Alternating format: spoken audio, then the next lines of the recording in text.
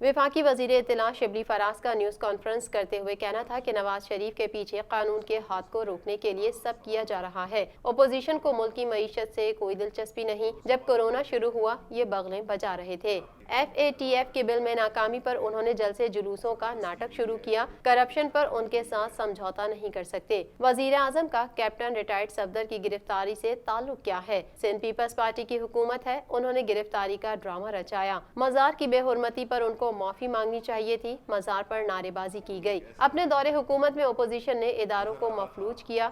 ہمارا بس چلے تو 24 گھنٹے احتساب کی عدالتوں پر کام کریں۔ ہم صرف کیسز ختم کرنے کی درخواست کر سکتے ہیں۔ کہ اپنے دور حکومت میں انہوں نے چادر اور چار دیہاری کا کتنا تحفظ کیا، کیا لوگ بھول گئے ہیں کہ کس طرح سے انہوں نے ماڈل ٹاؤن کی خواتین پہ، حاملہ خواتین پہ فائرنگ کی۔ کرونا کی وجہ سے دنیا بھر میں تباہی مچی ہے۔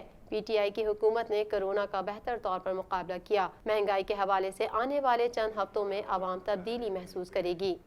زبردستی ہوئی ہے، کہیں پہ کھینچا تانی ہوئی ہے۔